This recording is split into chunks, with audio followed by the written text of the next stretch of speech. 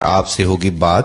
یہ واقعہ ایک سعودی نوجوان کا ہے۔ یہ اپنی زندگی سے مطمئن نہیں تھا۔ اس کی تنخواہ صرف 4000 ریال تھی۔ شادی شدہ ہونے کی وجہ سے اس کے اخراجات اس کی تنخواہ سے کہیں زیادہ تھے۔ مہینہ ختم ہونے سے پہلے ہی اس کی تنخواہ ختم ہو جایا کرتی تھی اور اسے قرضہ لینا پڑتا تھا۔ یوں وہ آہستہ آہستہ قرضوں کی دلدل میں ڈوبتا چلا جا رہا تھا اور اس کا یقین بنتا جا رہا تھا کہ اب اس کی زندگی اسی حال میں ہی گزرے گی۔ باوجود یہ کہ اس کی بیوی اس کے مادی حالت کا خیال کرتی، لیکن قرضوں کے بوجھ میں تو سانس لینا بھی دشوار ہوتا جا رہا تھا۔ ایک دن وہ اپنے دوستوں کی مجلس میں گیا۔ وہاں اس دن ایک ایسا دوست بھی موجود تھا جو صاحب رائے آدمی تھا، اور اس نوجوان کا کہنا تھا کہ میں اپنے اس دوست کے مشوروں کو قدر کی نگاہ سے دیکھتا تھا۔ کہنے لگا کہ میں نے اسے باتوں باتوں میں اپنی کہانی کہہ سنائی اور اپنی مالی مشکلات اس کے سامنے رکھی۔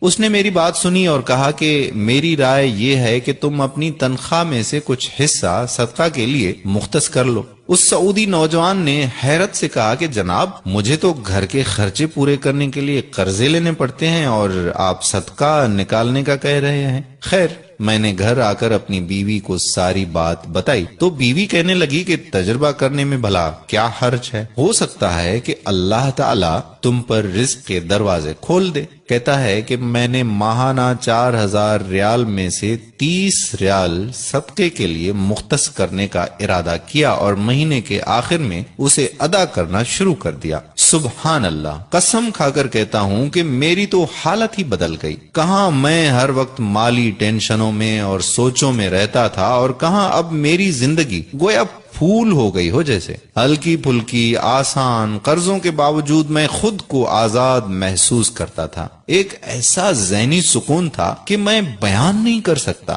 پھر چند ماہ بعد میں نے اپنی زندگی کو سیٹ کرنا شروع کر دیا، اپنی تنخواہ کو حصوں میں تقسیم کیا، اور یوں ایسی برکت ہوئی جیسے پہلے کبھی نہیں ہوئی تھی۔ میں نے حساب لگایا اور مجھے اندازہ ہو گیا کہ کتنی مدت میں انشاءاللہ قرضوں کے بوجھ سے میری جان چھوٹ جائے گی۔ پھر اللہ جل شانہ نے ایک اور راستہ کھولا اور میں نے اپنے ایک عزیز کے ساتھ اس کی پراپرٹی ڈیلنگ کے کام میں حصہ لینا شروع کر دیا۔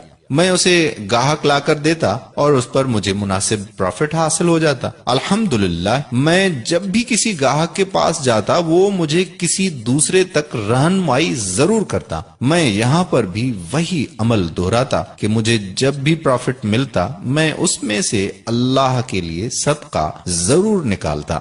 وہ کہتا ہے کہ اللہ کی قسم، صدقہ کیا ہے کوئی نہیں جانتا سوائے اس کے کہ جس نے اسے آزمایا ہو۔ صدقہ کرو اور صبر سے چلو، اللہ کے فضل و کرم سے خیر و برکتیں اپنی آنکھوں سے دیکھو گے۔ تو میرے پیارے بھائیوں اور محترم بہنوں، صدقے کی بہت زیادہ اہمیت ہے۔ جتنا ہو سکے زیادہ سے زیادہ صدقہ کریں۔ ایک صدقہ تو آپ ابھی اس وقت نکال سکتے ہیں، اور وہ صدقہ یہ ہے کہ آپ اس ویڈیو کو زیادہ سے زیادہ شیئر کریں تاکہ لوگوں کو صدقہ کرنے کی توفیق ہو، اور جو بھی صدقہ کرے گا اس کا ثواب آپ کو بھی ملے گا اور ہمیں بھی ملے گا۔ جب آپ کسی مسلمان کو تنخواہ میں سے صدقے کے لیے رقم مختص کرنے کا کہیں گے اور وہ اس پر عمل کرے گا تو آپ کو بھی اتنا ہی اجر ملے گا جتنا صدقہ کرنے والے کو ملے گا، اور صدقہ دینے والے کے اجر میں کوئی بھی کمی واقع نہیں ہوگی۔ سوچئے، آپ اس دنیا سے چلے جائیں گے اور آپ کے سبب آپ کے پیچھے کوئی صدقہ کر رہا ہوگا۔ صدقے کی نیت سے اس ویڈیو کو زیادہ سے زیادہ اپنے دوستوں احباب کے ساتھ شیئر کریں۔ آخر میں وہی التجا کہ